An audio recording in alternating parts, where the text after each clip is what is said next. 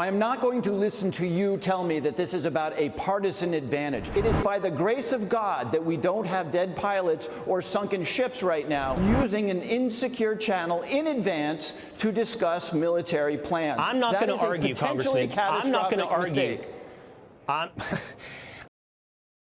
We've got more to cover from the Signalgate fiasco, actually kind of looking back as Fox host Will Cain gets absolutely handedly embarrassed by Democratic Congressman Jim Hines, which I think we can use to highlight the media regime, the propaganda regime the right has to push lies on a national systemic level and control the narrative in this country. So leave us a like, as always, helps the channel, helps the video out a ton, and let's get right into this with the context and the fact checks very much needed. For the first time in 2 months, Democrats get to be on the front foot. I'm sure you're excited. You get to attack in a unified way against a mistake made by Republicans. So what you're doing is you're ramping up the hyperbolic response to this by calling it a serious mistake. You even now just invoked that men could get killed.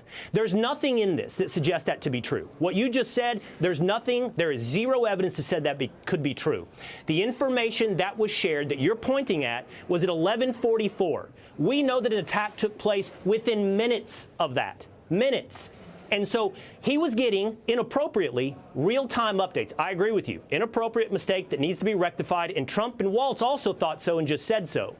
But that was not a serious mistake putting American lives into jeopardy, and I think that your side is doing this to score political points, the first political points they've been able to accomplish in 2 months. Really impassionate speech given that quickly falls apart the minute you realize this was before the group chats were posted and everything he said was complete bullshit. The texts were sent in hours of advance, not in moments. Real-time updates were given throughout, including weather patterns, exact times down to the minute. Quote, 14:10 F-18s launch, 14:15 strike drones on target, 15:36 F-18 second strike start. And don't take my word for it. Take the ODNI, our National Intelligence Guidelines that clearly state information providing indications or advanced warnings that we are preparing an attack is top secret level classified until 2.5 years after the date. If you want to be gaslit by this administration, go ahead, but Americans should not be.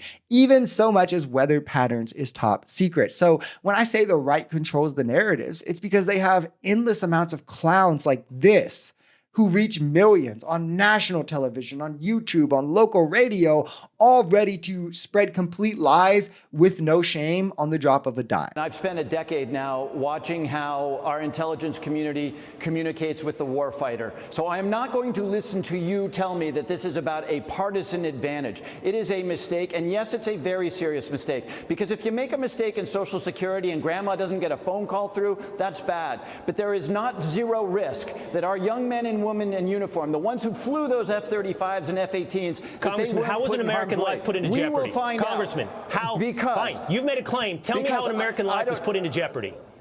Because in an insecure channel, in what was acknowledged as a mistake before, whether it was a day or 2 hours or 5 hours, in a signal chat that we know. Do you want an answer to your question? In a signal chat that we know that the Russians could intercept, they might have told the Houthis in an hour. And in half an hour, they're moving their anti-aircraft stuff around. It is by the grace of God that we don't have dead pilots or sunken ships right now. And it's such a risk in multiple ways. As he laid out, just in the nature of Signal being an unsecure public app, it is at risk of being hacked or intercepted by enemy forces, which, by the way, is why the military has its own secure communication systems, especially for classified sensitive information, and it clearly directed officials not to use apps like Signal for sensitive communications. Back in 2023, the DoD released this memo, but it's also a risk in the fact that anyone who was not supposed to be privy to the information, being it on the chat, is obviously a risk. You create a non-zero chance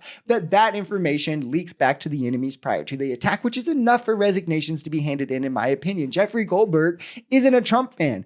Imagine if he wasn't thinking about what's best for America or the troops, and instead what would be good for clicks and views or bad for Trump, and he just released the chats prior to the attacks. Imagine if it was a journalist that was taking foreign money and sent it to them or released it public for that reason. What if it was a Houthi member himself and we're not talking about a journalist? At the bare minimum, creating the possibility, creating a non-zero risk for the lives of our troops to be lost, demands resignations of everyone responsible. Including Jeffrey Goldberg was the mistake.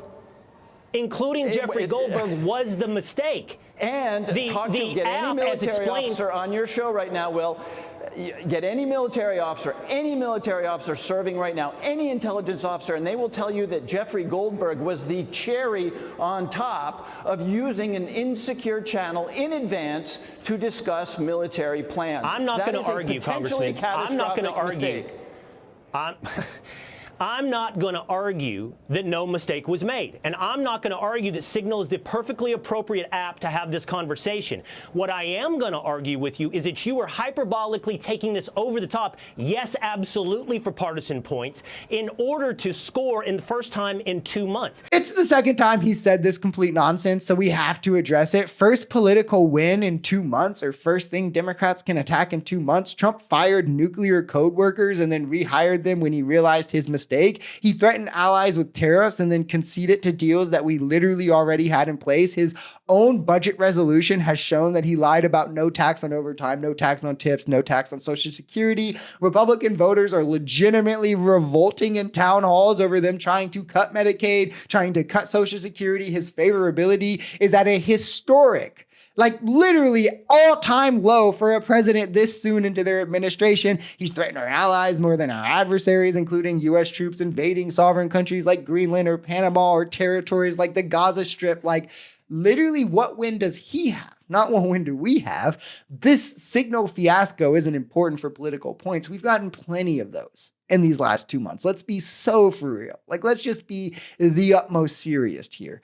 This is important for the risk it poses to our national security, for our troops. I would be saying this if it was a Democrat, if it was a Republican, a libertarian, or a socialist. And in the way that Trump refuses to take accountability is scary. The way that he is not willing to fire those responsible and put country over party, over partisanship, worthy of impeachment.